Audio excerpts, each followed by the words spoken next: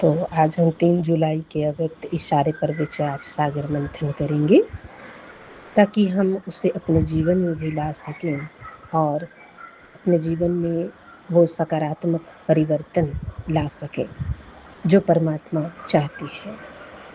ज्वाला स्वरूप स्थिति में रह शक्तिशाली याद का अनुभव करो। अभी ज्वालामुखी बन आसुरी संस्कार, आसुरी स्वभाव सब कुछ भस्म करो। जैसे देवियों के यादगार में दिखाते हैं कि ज्वाला से असुरों का श्रृंगार किया। तो जब हम ज्वाला स्वरूप हम बन जाएंगे, याद की इतनी, जिसे हम कहते हैं शक्तिशाली याद। भी 2 जुलाई के महावाक्य में भी आपने सुना, बाबा ने जो कहा कि ज्वालामुखी याद क्या होती है। तो जैसे कि वो तैयार हो गई, अग्नि जैसे कि तैयार हो गई, तो उसमें आप कुछ जलाना चाहें, भस्म करना चाहें, बहुत आसानी से हो जाएगा। भोजन बना रहे हैं, कुछ कर रहे हैं, तभी हो पाएगा। रोटी भी तभी सिक पाएगी जब वो गर्म हुई है, तब उसका इफेक्ट मतलब पता चलने लगेगा, उसका प्रभाव, उसका यूज होने लगेगा। तो ऐसे ही जब मैं आत्मा ज्वालामुखी याद की स्थिति में बैठती हूँ तो वो अपने आप वो स्टेज आ जाती है। और उस स्टेज में क्या होता है कि आत्मा के अंदर जो रावण वाले जो संस्कार हैं, आसुरी स्वभाव और आसुरी जो संस्कार हैं, रावण वाले झूठ, असत्य, गलत बातें सोचना, करना, तो ये सारी चीज़ें उसमें स्वतः ही, जैसे कि क्योंकि वो रूप हमारे योग का वो रूप हो चुका है, वो स्टेज आ चुकी है, तो अब भस्म होना शुरू हो जाता है। जैसे देवियों की यादगार में दिखाते हैं, ज्वाला से असुरों का श्रृंगार किया। तो देवियों में तो खास करके वो दिखाते हैं कि असुरों का, और खास करके काली माता का आप देखेंगे तो काली का जो जैसा रूप है, शक्तिशाली ज्वाला स्वरूप उनका, कि उनके सामने कोई असुर टिक ही नहीं सकता। तो ऐसे ही मैं आत्मा ऐसे शक्तिशाली स्वरूप में स्थित हो जाती हूँ, ज्वाला स्वरूप में स्थित हो जाती हूँ। देवियों के यादगार में जो दिखा रहे हैं, वो इस वक्त हम आत्माएं परमात्म याद से इतनी शक्तिशाली बन जाती हैं कि हमारे अंदर की जो आसुरी वृत्तियां कह लीजिए, गलत सोचने की वृत्ति कह लीजिए, दूसरों के अवगुणों को देखने की वृत्ति कह लीजिए, अपने आप को बहुत अच्छा समझते हैं लेकिन वो स्वमान के रूप में नहीं, स्वाभिमान के रूप में नहीं, बल्कि वो अभिमान का रूप हो जाता है। ठीक है, अपने आप को आप अच्छा समझिए, लेकिन इसका मतलब ये नहीं कि दूसरों को आप गलत समझिए। अपने आप को अच्छा समझना अलग चीज है, लेकिन आप अपने आप को अच्छा समझ रहे हैं, इसका मतलब ये नहीं कि दूसरों को हम गलत समझें। आप अच्छे हैं, अच्छी बात है, अच्छे रहिए, लेकिन दूसरों को आप गलत क्यों समझ रहे हैं? ये करके ये कोई कीमत थोड़ी है कि हाँ मैं अच्छी हूँ तो वो उसका खराब होना जरूरी है, ऐसा नहीं है ना। तो हमारे अंदर ये जो अवगुण आ जाता है कि अपने आप को अच्छा समझेंगे लेकिन फिर दूसरों को जो खराब समझने लग जाते हैं, तो ये सारे अवगुणों का नाश हो जाता है जब मैं आत्मा ज्वालामुखी स्थिति में पहुंच जाती हूँ। ज्वालामुखी मेरी याद की स्थिति हो जाती है, ज्वालामुखी स्वरूप मेरी याद हो जाती है। तो असुर कोई व्यक्ति नहीं होता है, लेकिन आसुरी शक्तियों को खत्म किया जाता है। असुर जो बाबा बोल रहे हैं, आसुरी स्वभाव, संस्कार, ऐसा नहीं कोई इंसान है या जो आपको पता चल जाएगा हाँ ये देखो असुर है, राक्षस है, बल्कि वो हमारे अंदर ऐसी वृत्तियां हैं और आसुरी जो शक्तियां हैं जो हमारे साथ वो गलत कर्म भी बल्कि करवा देती हैं। तो असुर कोई व्यक्ति नहीं है, लेकिन आसुरी शक्तियों को खत्म किया जाता है। अंदर हमारे अंदर वो गलत चीजें, गलत आसुरी वृत्तियां या सोच सब हमारे अंदर वो है, तो वो हमारे फिर खत्म होता है। तो ये अभी आपकी ज्वाला स्वरूप स्थिति का यादगार है। अब ऐसे योग की ज्वाला प्रज्वलित करो जिसमें यह कलयुगी संसार जलकर भस्म हो जाए। तो ऐसे आप योग की ज्वाला प्रज्वलित करो जिसमें यह कलयुगी संसार जलकर भस्म हो जाए।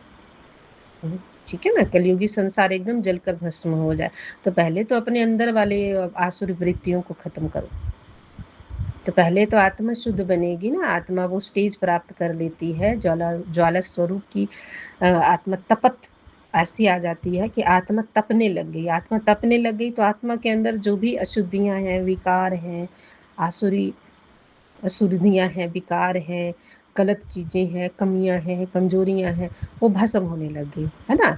तो वो उसको खत्म होने लग गई, आसुरी शक्तियां और आसुरी वो राक्षसीपना, है ना। जैसे कोई किसी के दुख में सुखी हो रहा हूँ, खुश हो रहा है, हाँ उसको दुख मिला तो मुझे बहुत खुशी हो रही है, तो वो आसुरी वृत्ति हो गई। वो वो मानवीय वृत्ति नहीं हुई, वो राक्षसी वृत्ति हो गई, है ना। तो ऐसी वृत्तियों को भी समाप्ति हो जाती, वृत्तियों की भी बल्कि समाप्ति हो जाती है जब हम ज्वाला स्वरूप में स्थित होते हैं। तो असुर कोई व्यक्ति नहीं, लेकिन आसुरी शक्तियों को खत्म किया, है ना। तो कौन सा स्वरूप ये खत्म करता है? जब हम ज्वाला स्वरूप स्थिति में होते हैं। यह अभी आपकी ज्वाला रूप स्थिति का यादगार है। अब ऐसी योग की ज्वाला प्रज्वलित करो जिसमें ये कलयुगी संसार जलकर भस्म हो जाए। तो पहले जब आप इस योग की ये वाली स्थिति स्वरूप में पहुंच जाएंगे, तो आपके अंदर के जो आसुरी स्वभाव है, आसुरी संस्कार है, वो भस्म हो जाएंगे। ठीक है।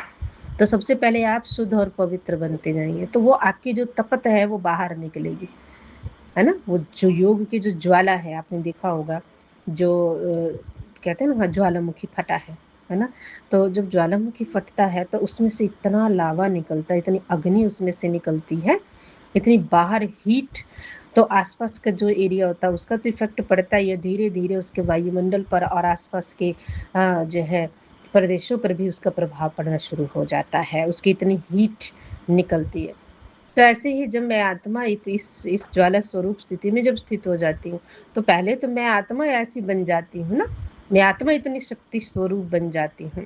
और जब मैं इतनी शक्ति स्वरूप बन गई कि अपने अंदर की कमियों कमजोरियों का संहार हो गया, भस्म हो गया, फिर बाहर जो आसुरी वृत्तियां हैं, बाहर जो इस कलयुगी संसार में इतना पाप है, भ्रष्टाचार, अनाचार, पापाचार, अत्याचार, ये सारे जो इस कलयुगी संसार में दिखते हैं वो भी जलकर भस्म हो जाते हैं। किससे? ऐसे हमारी योग की ज्वाला की स्थिति हो जाती है। तो पहले योग जब हम करेंगे, अंदर से जो है आत्मा ऐसी प्रज्वलित होती है, अंदर की इतनी योग की अग्नि ऐसी निकलने लग जाती है, तपत ऐसी निकलने लग जाती है, और वो कुछ भी नहीं, बस परमात्मा प्यार कह लीजिए, परमात्मा के प्रति हमारी लगन कह लीजिए, है ना। इतनी इतनी तीव्र होती है, इतनी मन में इतनी इच्छा होती है कि हम परमात्मा से बात करें, बस उनकी लगन में ही लगन मगन रहें, उनकी ओर ही हमारी बुद्धि लगातार जाती रहे। तो ऐसे में आत्मा उससे, परमात्मा से अटैच हो जाती हूँ, तो जैसे कि वो याद ज्वाला स्वरूप बन जाती है। तो उस वक्त जो है ऐसा हमें लगेगा कि मेरे अंदर सिर्फ स्नेह, प्यार, अपनापन के अलावा और कुछ भी नहीं है। और ये संसार के प्रति भी वही भावनाएं, स्नेह, प्यार और अपनापन, जैसे हर कोई परमात्मा का ही है, ये संसार भी परमात्मा का ही है। तो ऐसे स्वरूप हमारा जो है ऐसा निकलने लगेगा, है ना। तो ऐसी स्थिति हमारी स्वतः होती जाएगी, माना हम ऐसे शुद्ध और पवित्र हो जाते हैं। क्योंकि योग का स्वरूप जब ज्वाला रूप बनता है, जब अग्नि रूप बन जाता है, तब शुद्धि हो जाती है, तब शुद्धता पवित्रता आ जाती है, और शुद्धता और पवित्रता आने से वो चमक आ जाती है। तभी ये संसार, कलयुगी संसार भस्म होगा ना। और ये भस्म होने के बाद फिर सतयुगी चमचमाती हुई दुनिया, वो सुखमय दुनिया, वो शांतमय, प्रेममय, आनंदमय दुनिया का आगाज इस धरा पर होगा। और जब हम सभी आत्माएं बाबा की ऐसी लगन में मगन हो जाएंगी कि वो योग, वो याद ज्वाला रूप बन जाएगा। वो ज्वाला रूप हमारी याद बन जाएगी। तो इस तरह से हमें अपनी ज्वाला रूप स्थिति को तक पहुंचना है। और ये परमात्मा जो हमें ये जो नई नई तरीके हमें बता रहे हैं, तो इस तक हमें पहुंचना है। और पहुंचने के बाद हमें इस चीज़ को प्राप्त भी तो करना है ना। इसके बाद क्या होगा? पहले इस तक तो पहुंचिए, उसके बाद की बातें भी तो आगे आपको मिलेंगी ही। तो मुझे क्या कोशिश करनी है कि मुझे ऐसे बाबा को याद करना है कि टेंशन नहीं लेना है, बड़ी सहजता से स्वमान का भी अभ्यास हम करते रहेंगे, है ना। मैं शांत स्वरूप आत्मा हूँ, मैं परमात्मा की संतान हूँ, मैं पवित्रता की देवी हूँ, परम पवित्र परमात्मा शिव की संतान हूँ। तो इस तरह से जब हम संकल्प हमारे शुद्ध और पवित्र होते जाते हैं, तो हमारा योग भी बहुत शक्तिशाली लगता जाता है, परमात्मा भी याद रहता, और मैं आत्मा भी अपने स्वरूप को पहचान पाती। और फिर वो योग की ज्वाला स्वरूप स्थिति तक हम ज़रूर पहुँच करके इस कलयुगी संसार को बदलने के लिए निमित्त बनेंगे, और नवयुग लाने के निमित्त बनेंगे। ठीक है जी। तो इस तरह से हमें और योग का अभ्यास करना है। और हमें याद रहे कि ये हमें अपने अंदर के ही आसुरी स्वभाव और संस्कार से मुक्ति भी पानी है।